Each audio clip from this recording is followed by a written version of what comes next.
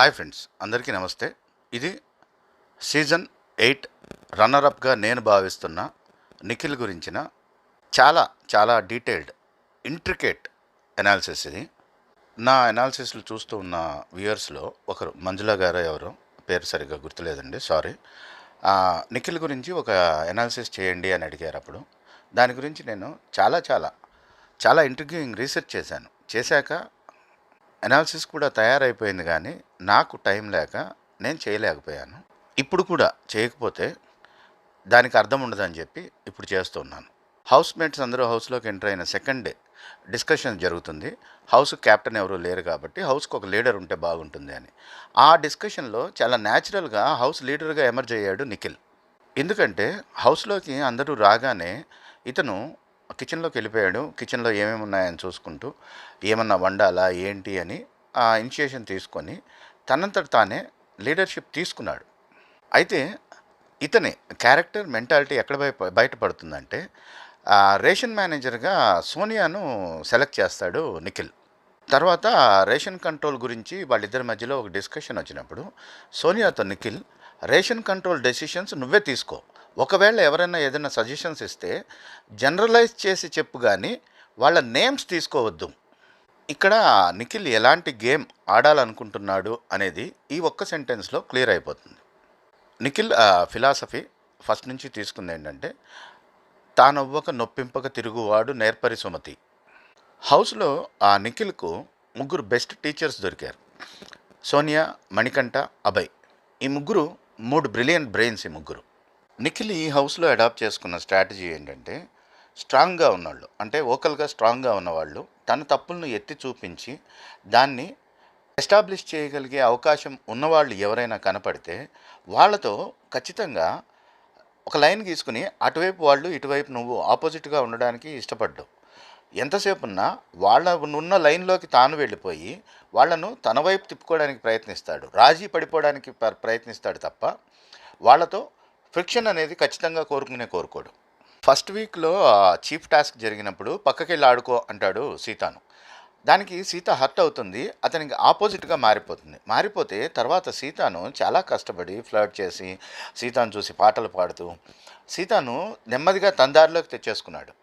అలాగే ఫస్ట్ వీక్లో యష్మిని చీఫ్గా సెలెక్ట్ చేసినప్పుడు సోనియా ఒక మాట అంటుంది, నీకు ముందే తెలుసు కాబట్టి నువ్వు యష్మిని చీఫ్గా సెలెక్ట్ చేసావు, శేఖర్ భాష, నవీల్ వీళ్ళందరి పైన అని చెప్పి మాట్లాడినప్పుడు అక్కడ సోనియాతో అన్న మాటలు, గ్రూప్ గేమ్ అని పోర్ట్రే చేయొద్దు, నువ్వు చెప్పేది తప్పు అనట్లేదు, కానీ కొన్ని పాయింట్స్ రాంగ్, విష్ణుప్రియ, ప్రేరణ నాకు అందరికన్నా ముందు తెలుసు అని చెప్తాడు సోనియాతో.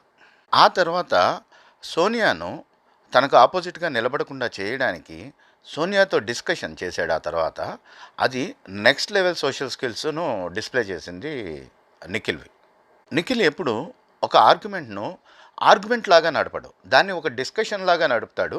కానీ అది ఇంటర్నల్గా అతని ఇంటర్నల్ ఇదెప్పుడు దాన్ని ఆర్గ్యుమెంట్గానే నడుపుతాడు. దాంట్లో తన పాయింట్నే ప్రూవ్ చేసుకుంటాడు లాస్ట్కు.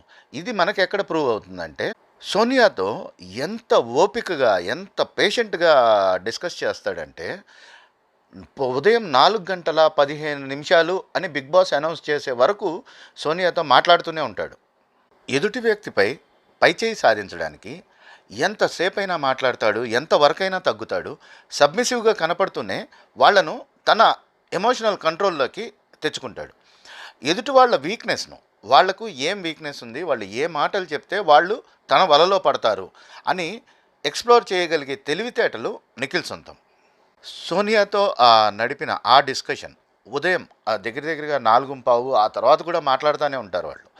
అంతసేపు మాట్లాడి ఆమెను మ్యానిపులేట్ చేసి తన వైపు తిప్పుకున్న విధానం బెస్ట్ ఎగ్జాంపుల్. ఇతని మాట్లాడే విధానానికి, సోషల్ స్కిల్స్కు బెస్ట్ ఎగ్జాంపుల్ ఇది. You are very good in defending skills. నువ్వు రేస్ చేసింది చీఫ్ సెలెక్షన్ గురించి, దాంట్లో నువ్వు రాంగ్ అని నేను ఎప్పుడూ చెప్పలేదు, పైగా ఎవరితో కూడా నేను చెప్పలేదు. కానీ అందరూ అనుకున్నాము అనే పాయింట్ను నువ్వు జనరలైజ్ చేసి నా మీద రుద్దడం నాకు నచ్చలేదు అని ఇలా మాట్లాడి చివరికి అలాంటి సోనియాతో కూడా నువ్వు తప్పు చేశావు, నా మీద రుద్దావు, తప్పు, అది కరెక్ట్ కాదు అని ఒప్పించి సరేలేరా ఇక నీపై రుద్దంలేరా అని అనిపించాడు సోనియాతో. ఆ డిస్కషన్తో సోనియాను పూర్తిగా ఎమోషనల్గా తన కంట్రోల్లోకి తెచ్చేసుకున్నాడు. కానీ ఎప్పుడు తన కంట్రోల్లోకి తెచ్చుకున్నాడు కదా అని సోనియా ఏ మాట చెప్పినా ఎదురు చెప్పలేదు నిఖిల్. ఎందుకంటే సోనియా వీక్నెస్ ఏంటి అనేది అతను ట్యాప్ చేయగలిగాడు, క్రాక్ చేయగలిగాడు. సోనియాది డామినేటివ్ మెంటాలిటీ. సో ఆమె డామినేషన్ను యాక్సెప్ట్ చేస్తే ఆమె మనకు తగ్గి ఉంటుంది. ఆమె డామినేషన్ను మనం ఎప్పుడైతే అపోజ్ చేస్తామో అప్పుడు ఆమె మనకు ఆపోజిట్గా తయారవుతుంది. అందుకే సోనియాకు ఎదురు చెప్పకుండా సబ్మిసివ్గా ఉంటూ ఆమెను తన కంట్రోల్లో పెట్టుకున్నాడు. సీత, అభయ్, పృథ్వీ వీళ్ళందరూ ఆపోజిట్ క్లాన్స్లో ఉన్నా కూడా వాళ్ళతో రిలేషన్షిప్ను మెయింటైన్ చేస్తూనే వచ్చాడు.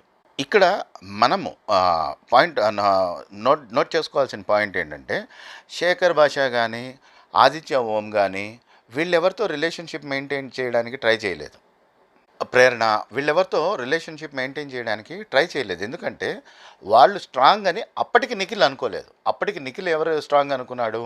అభయ్, మణికంఠ, సోనియా, నెక్స్ట్ పృథ్వీ వీళ్ళు స్ట్రాంగ్ అనుకున్నాడు. ఎందుకంటే ఉన్నది ఉన్నట్టు మొహం మీద మాట్లాడేయగలరు, వీళ్ళు ఏదైనా కానీ బయట పెట్టేయగలరు, చాలా తెలివైన వాళ్ళు అని అనుకున్నాడు. కాబట్టి వాళ్ళందరితో ఒక రిలేషన్షిప్ మెయింటైన్ చేశాడు.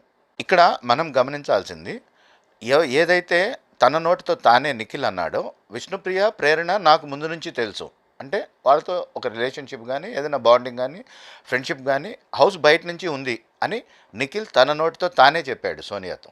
కానీ వాళ్ళతో కలిసి ఉండడానికి ఇష్టపడలేదు, వీళ్ళతో కలిసి ఉండడానికి ఇష్టపడ్డాడు. ఎందుకంటే వీళ్ళు స్ట్రాంగు, వీళ్ళు ఆపోజిట్గా నాకు ఆపోజిట్గా ఏవైనా పాయింట్స్ రైజ్ చేసే అవకాశం ఉంది అనుకున్నాడు. కాబట్టి వాళ్ళను ఎమోషనల్గా తన కంట్రోల్లో పెట్టుకోవడానికి వాళ్ళతో ఒక ఎమోషనల్ బాండింగ్ ఏర్పరచుకున్నాడు.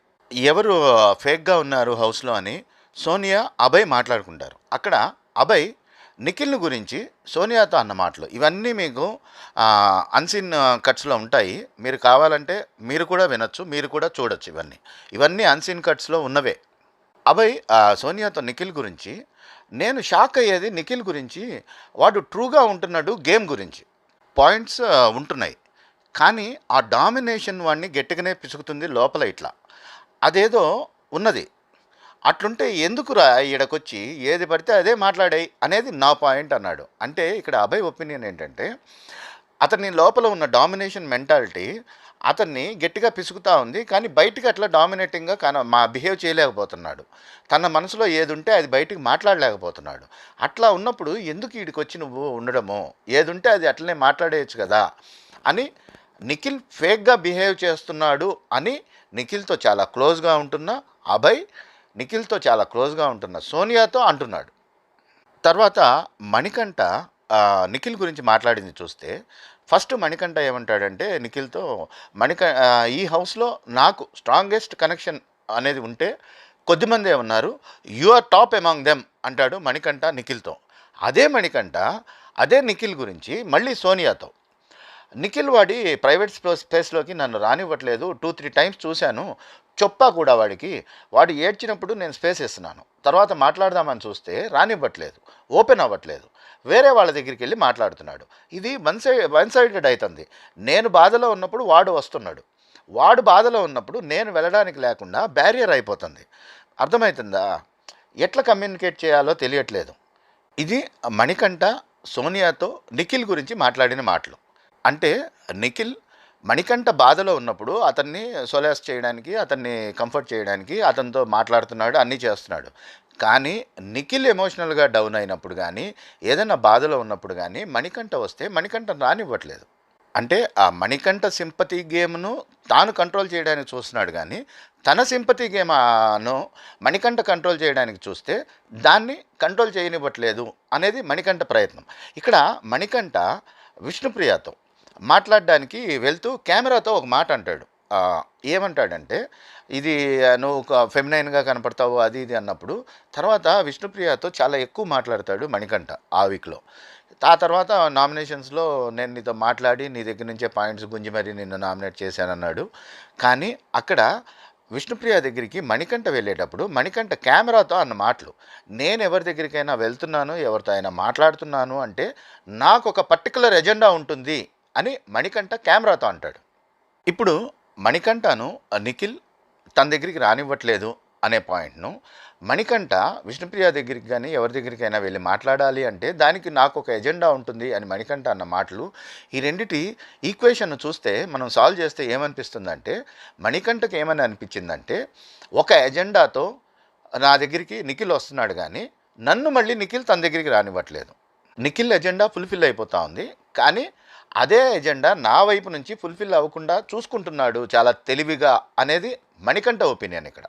అంటే విష్ణుప్రియ మీద తాను ఏదైతే ఆ స్ట్రాటజీని ప్లే చేశాడో అదే స్ట్రాటజీని నిఖిల్ తన మీద ప్లే చేస్తున్నాడు అనేది మణికంఠ ఒపీనియన్ ఇక్కడ. ఇక ఫిజికల్ గేమ్ గురించి డిస్కషన్ జరుగుతుంది హౌస్లో.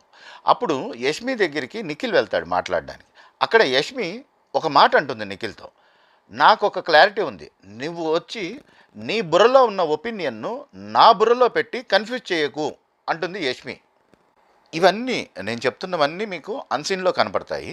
పైగా ఇవి ఆ హౌస్ మేట్స్ అతనితో మాట్లాడి, అతనితో మింగిలై, అతనితో ట్రావెల్ అవుతూ, అతనితో జర్నీ చేస్తూ ఉండగా వాళ్లకు అతని మీద ఫామ్ అయిన ఒపీనియన్స్ ఇవన్నీ. వాళ్ళు అతనితోనే మాట్లాడుతున్నారు పైగా, లేదా అతనితో క్లోజ్గా ఉన్న ఫ్రెండ్స్ అతని గురించి మాట్లాడుతున్నారు.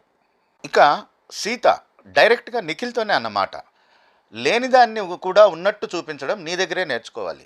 దీన్ని మనం జనరలైజ్ చేసి మాట్లాడితే ఏమవుతుంది, పోర్ట్రే చేయడం నీ దగ్గరే నేర్చుకోవాలి అని సీత నిఖిల్తోనే అంది. 4 వీక్స్ తర్వాత ఆదిత్యవం నిఖిల్ గురించి అన్నమాట, ఇప్పటి వరకు నిఖిల్తో నాకు 3 మినిట్స్ కాన్వర్జేషన్ కూడా జరగలేదు. 4 వీక్స్లో ఆదిత్యవం లాంటి ఒక సీనియర్ యాక్టర్తో, ఒక హీరోగా చేశాడు, చాలా వ్యాస్ట్ ఎక్స్పోజర్ ఉన్న వ్యక్తితో ఏమాత్రం కాన్వర్జేషన్స్ కానీ ఐడియా ఎక్స్చేంజ్ కానీ ఏది జరగలేదు అంటే, ఇతను కొంతమందితో కలిసి ఉండడానికి, కొంతమందిని దూరంగా ఉంచడానికి ఇష్టపడ్డాడు అనే విషయం క్లారిటీ వస్తుంది మనకు. ఇక సోనియా ఎలిమినేషన్ అయిన తర్వాత రోజు విష్ణుప్రియ అన్న మాటలు, first time Prerana and Nikhil spoke after 4 weeks. వాళ్ళిద్దరికీ ఫ్రెండ్షిప్ బయట నుంచి ఉంది, బట్ ఇక్కడికి వచ్చాక నో కమ్యూనికేషన్.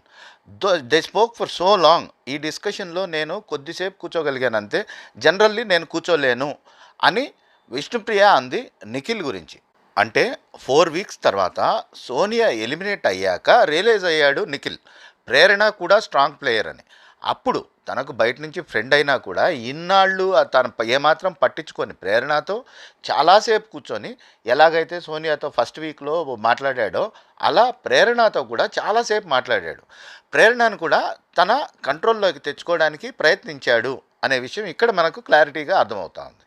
కానీ ఇదే నిఖిల్ ప్రేరణ గురించి ప్రభావతి టాస్క్లో నిఖిల్ నిజస్వరూపం బయటపడింది అనేది నా ఒపీనియన్. అక్కడ ప్రేరణ నన్ను డర్టీ గేమ్స్ ఆడద్దు అంటే మీరేం ప్రతివ్రత కాదు అన్నాను అని నిఖిల్తో సోనియా చెప్తూ ఉంటుంది. అలాగే క్యారెక్టర్ లెస్ అనేది ఎంత పెద్ద వర్డ్ అనేది నైనిక అరుస్తూ ఉంటుంది. నైనిక అక్కడ క్యారెక్టర్ లెస్ అంటుంది ప్రేరణ. ఈ క్యారెక్టర్ గురించి వాళ్ళు మాట్లాడినప్పుడు విష్ణుప్రియ, సోనియా వీళ్ళందరూ క్యారెక్టర్ గురించి మాట్లాడతారు. నువ్వేం పెద్ద పతివ్రత కాదు ఇట్లా అన్నీ మాట్లాడతారు ప్రేరణ గురించి. మాట్లాడినప్పుడు వాళ్ళను క్యారెక్టర్ లెస్ అంటుంది. ఆ తర్వాత నైనిక ఏం జరిగింది అనేది తెలియక, ఏది సోనియా అంతకుముందు నువ్వు పతివ్రత కాదు అన్న మాటలు, విష్ణుప్రియ తన గురించి అన్న మాటలు, ఇవన్నీ తెలియక ప్రేరణ అన్న మాటలు మాత్రమే వినపడి నైనిక క్యారెక్టర్ లెస్ అనేది ఎట్లా ఉంటుంది, అసలు ఎంత పెద్ద వర్డ్ అని చాలా గట్టిగా అరుస్తుంది, చాలా స్ట్రాంగ్గా స్టాండ్ తీసుకుంటుంది నైనిక అక్కడ. అప్పుడు అక్కడ నిఖిల్ నైనికతో ఏమన్నాడు, నోరుకు ఏమీ లేదనే చెప్తుంది, క్యారెక్టర్ ఉన్నవాళ్లే ఆ మాట అనాలి అన్నాడు ప్రేరణ గురించి నైనికతో నిఖిల్.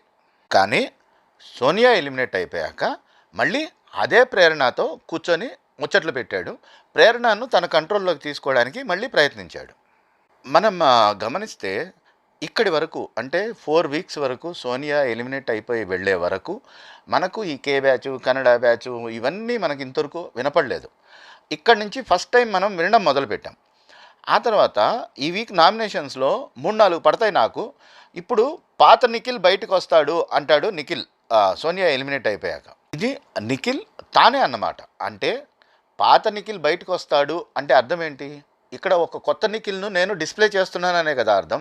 తన నోటితో తానే చెప్తున్నాడు కదా, తాను ఏదైతే చూపిస్తున్నాడో అది ట్రూ కాదని. ఇక మణికంఠను జైల్లో వేశారు గదా! అక్కడ మణికంఠ దగ్గరికి నిఖిల్ వెళ్ళినప్పుడు, మణి నిఖిల్‌తో డైరెక్ట్‌గా అన్న మాటలు. హానెస్ట్‌లీ 1 వీక్స్ నుంచి not at all liking you. అంటే నిన్ను మొత్తం అర్థం చేసేసుకోవడం వల్ల ఏమో, అంటే నువ్వు మొత్తం నాకు అర్థమైపోయావు. అందువల్ల ఏమో నేను నిన్ను ఇష్టపడలేకపోతున్నాను అని మణికంఠ నిఖిల్‌తో డైరెక్ట్‌గా అంటున్నాడు. సో, ఇక్కడ ఈ కాన్వర్జేషన్స్ అన్నిట్లో గానీ, ఈ ఎగ్జాంపుల్స్ అన్నీ చూస్తూ ఉంటే మనకు అర్థమయ్యేదేంటంటే, నిఖిల్ మనసుకు మేకప్ వేసుకొని, ఆ మేకప్‌ను లోపల నుంచి బయటికి కనపడకుండా ముసుగేసుకొని మరీ ఆడుతున్నాడు అనే మాట. కొన్ని ఆబ్జెక్టివ్స్, అజెండాస్ ఫిక్స్ చేసుకొని, వాటి ప్రకారం తన గేమ్‌ను తాను మలుచుకుంటూ, మార్చుకుంటూ, రాజీ పడుతూ, అపోజిషన్ లేకుండా చూసుకుంటూ, చాలా జాగ్రత్తగా ప్లాన్ చేసి ఆడుతూ ఉన్న గేమ్, ఈ గేమ్‌ను ఏమందాం మనం?